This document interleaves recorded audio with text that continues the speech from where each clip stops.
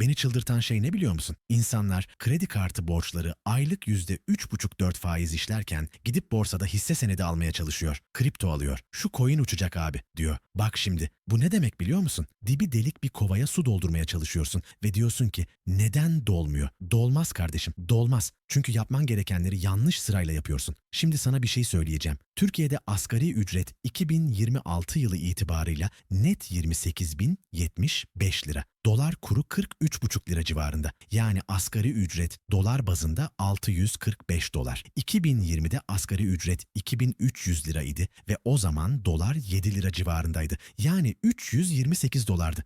Artmış diyorsun değil mi? Hayır. Çünkü o zamanki 328 doların alım gücü bugünkü 645 doların alım gücünden fazlaydı. Enflasyon canavarı küresel olarak her şeyi yedi. Peki bu durumda ne yapacaksın? Herkes gibi rastgele yatırım mı yapacaksın? Yoksa paranı doğru sırayla mı yöneteceksin? İşin aslı şu, paranı yatırırken izlemen gereken bir sıra var. Bu sırayı yanlış yaparsan yıllar boyu çalışırsın ama bir arpa boyu yol alamazsın. Bu sırayı doğru yaparsan 10 yıl sonra bana teşekkür edeceksin. Eğer 40 yaşında keşke 30'umda başlasaydım demek istemiyorsanız bu videoyu sonuna kadar izleyin ve abone olun. Çünkü bugün size kimsenin anlatmadığı o sırayı adım adım göstereceğim. Adım 1, acil durum fonu. Temeli olmayan ev çöker. Biliyorum, sıkıcı geldi. Abi yatırım anlatacaktın. Bu ne? Diyorsun. Tamam ama bak, ev yapıyorsun diyelim. Çatıyı ilk yapamazsın. Önce temeli atarsın. O temelde acil durum fonun. Türkiye'de insanların büyük çoğunluğunun acil durum fonu yok. Arabanız bozuldu. 30 bin lira. Sağlık sorunu 50 bin lira. Ne yapıyorsunuz? Kredi kartına yükleniyorsunuz ve o kartın aylık faizi %3,25 ile 4,25 arası. Yıllık %47'ye kadar çıkıyor. Bunu bir düşünün. Peki ne kadar biriktirmelisin? Hemen söylüyorum. İlk hedef 50 bin lira. Bu çoğu acil durumu karşılar. İkinci hedef 2 aylık gideriniz kadar. Üçüncü hedef 3 aylık gideriniz. Küçük parçalara böl, bunaltıcı olmasın. Her maaş günü otomatik havale kur, 3 bin lira kenara at. Dokunma. Yok say, o para senin güvenlik ağın. Ama şunu bil, bu parayı lira olarak yastık altında tutma. Çünkü yıllık enflasyon Ocak 2026 itibarıyla %30,65. Yani yastık altındaki 50 bin liranın bir yılda alım gücü olarak 35 bin liraya düşüyor. Sessizce fakirleşiyorsun ve farkında bile değilsin. Acil durum fonunu döviz mevduatında veya kısa vadeli hazine bonosunda tut. Erişilebilir olsun ama eriyen bir şey olmasın. Adım 2. Yüksek faizli borçları öldür. Kredi kartı finansal kanser. Acil durum fonun hazır. Şimdi savaşa geçiyoruz. Düşman, kredi kartı borcu. Bu borcun aylık faizi %3,25 ile 4,25 arasında, yıllık %39 ile 51 arası. Bunu bir düşün. Sen borsadan yıllık %30 getiri elde etsen harika bir yıl geçirmişsin demektir. Ama kredi kartı borcu %47 ile büyüyor. Matematik acımasızdır. Hadi gel bir hesap yapalım. 30 bin lira kredi kartı borcun var diyelim. Sadece asgari ödeme yapıyorsun. 2 yıl içinde faizle birlikte 55 bin liraya kadar çıkabilir bu borç. 25 bin lira sadece faize gitmiş. O 25 bin lirayı dolar alsaydın şu an 575 dolar ederdi. Ya da 3,5 gram altın. Anlıyor musun? Kredi kartı borcunu ödemek garanti %47 getiri elde etmek demek. Warren Buffett bile bu kadar yapmıyor. Strateji basit. Tüm borçlarını listele. Faiz oranlarına göre sırala. En yüksek faizliden başla. Hepsini öde. Buna çığ yöntemi deniyor. Matematiksel olarak en verimli yol bu. Şimdi diyorsun ki ama benim borçlarım çok fazla. Nereden başlayacağım? Bak burada psikoloji devreye giriyor. Bazı insanlar en küçük borçtan başlamayı tercih ediyor. Çünkü onu kapatınca motivasyon geliyor. Buna da kartopu yöntemi deniyor. Hangisini seçersen seç, önemli olan başlamak. Ama matematiksel olarak en çok parayı çığ yöntemi kurtarır. Adım 3, BES devlet katkısını al, bedava parayı reddetme. Şimdi şöyle düşünüyor olabilirsiniz. Borçlarımı ödeyene kadar hiçbir yere para koymayacağım. Hayır, bir istisna var. Bireysel emeklilik sisteminde devlet senin yatırdığın paranın %30'unu katkı olarak ekliyor.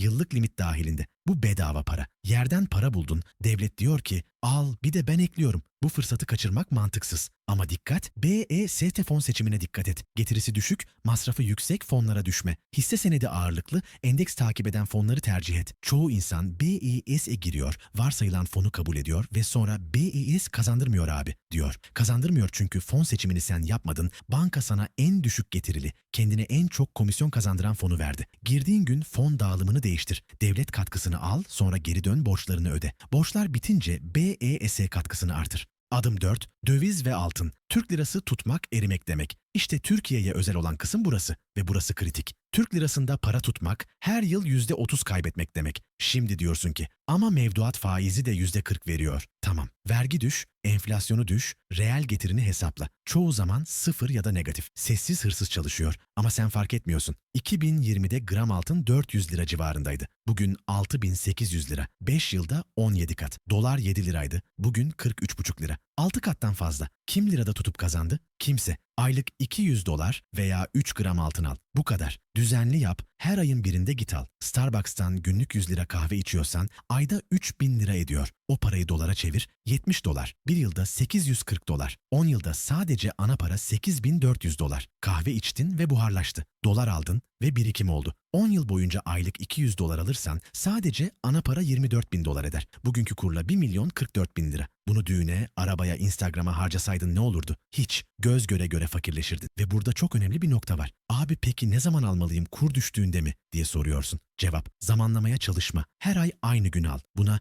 düzenli alım stratejisi deniyor. Kur bazen yüksek olur, bazen düşük ama uzun vadede ortalamanın altında bir maliyetle almış olursun. Zamanlama yapmaya çalışan insanlar bekler, bekler, bekler ve sonunda hiç almaz. O da ayrı bir tuzak. Adım 5. BIST 100 endeks fonu. Sıkıcı olan kazandırır. Heyecan istiyorsan kumara git. Servet istiyorsan BIST 100 endeks fonuna yatır. Bireysel hisse seçmeye çalışma. Şu şirket uçacak diye forumlarda dolaşma. Endeks fonu borsadaki en büyük 100 şirkete otomatik olarak yatırım yapar. Riski dağıtır, masrafı düşüktür. Hadi gel matematiği görelim. Aylık 5.000 lira BIST 100 endeks fonuna yatırıyorsun. Yıllık ortalama %25 getiri varsayalım ki BIST son 10 yılda bunu aştı. 10 yılda 1.670.000 lira. 20 yılda 14.800.000 lira. 30 yılda 119 milyon lira. Bileşik faiz, dünyanın 8. harikası. Kartopu küçük başlar, dağ gibi büyür. Evet, bu rakamlar nominal ve enflasyon etkisiyle reel değeri farklı olacak. Ama TL'ye de bıraksan ne olurdu? Eriyen bir buz kalıbı. Ve şunu da ekleyeyim, yumurtaları tek sepete koyma. BIST'in yanına biraz dolar bazlı varlık, biraz altın ekle. Böylece portföyün dengelenir. Borsa düştüğünde altın seni tutar, dolar seni korur. Adım 6. Bireysel yatırım. Artık serbest oynayabilirsin. Acil durum fonun hazır. Borçların sıfır. BES devlet katkısını alıyorsun. Her ay döviz ve altın alıyorsun. BIST 100'e düzenli yatırıyorsun. İşte şimdi, sadece şimdi bireysel yatırımlara geçebilirsin. Bireysel hisse senedi, kripto, gayrimenkul,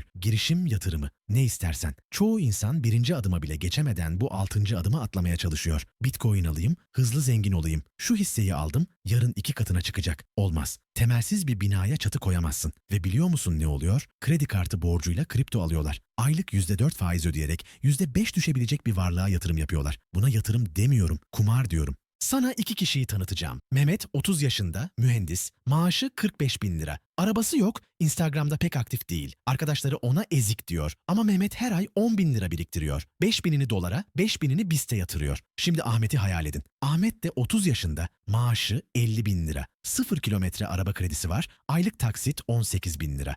iPhone 16 Pro Max almış, taksitle. Her hafta sonu dışarıda yemek. Instagram'ı pırıl pırıl. Ama banka hesabında 2.000 lira var. 5 yıl sonra Mehmet'in 300.000 liralık portföyü olacak. Ahmet'in olacak şey, taksiti yeni bitmiş, değeri yarıya düşmüş bir araba. Şimdi söyle bana, kim ezik? Şimdi özetleyelim. Doğru sıra bu. 1. Acil durum fonu kur. 2. Yüksek faizli borçları öldür. 3. BES devlet katkısını al. 4. Her ay döviz ve altın biriktir. 5. BIST 100 endeks fonuna yatır. 6. Bireysel yatırımlara geç. Bu sırayı bozarsan dibi delik kovaya su doldurursun. Bu sırayı takip edersen 10 yıl sonra bu videoyu hatırlayacaksın ve teşekkür edeceksin. Şimdi diyorsunuz, tamam ama benim maaşım düşük. Nasıl yapacağım? Bak kardeşim, mesele maaşın büyüklüğü değil. Mesele sırayı bilmek. Aylık 2.000 lira bile biriktirsen, doğru sırayla yönetirsen 20 yıl sonra milyonlardan bahsediyoruz. Ama düğüne 500.000 lira harcayan, komşular ne der diye araba kredisi çeken, Instagram'da Dubai Storiesi atan insanlar bunu hiç bilmiyor. Nusret'te altın kaplama et yiyip story atan insanlar o bir öğünün 20 yıl sonraki bileşik değerini hesaplamıyor. Hesaplasalar o eti yarıda bırakırlar. Sistem size karşı kurulu. Bankalar kredi kartı borcunuzun büyümesini istiyor. Reklamlar harcamanızı istiyor. Komşular gösteriş yarışına çekiyor. Ama matematik yalan söylemez. Ve bugün matematiği gördün. 10 yıl sonraki sen bugünkü kararına bakıyor. Ya keşke dinleseydim diyeceksin ya da o videoyu izlediğim için şükrediyorum diyeceksin. Yorumlarda yaz, bu 6 adımdan hangisinde takıldın? Eğer bu bilgiler gözünü açtıysa beğen butonuna bas. Ailene göster, arkadaşına gönder. Çünkü bu bilgiyi okulda öğretmiyorlar, bankada söylemiyor. Abone ol. Gelecekteki sen bugünkü kararına bağlı.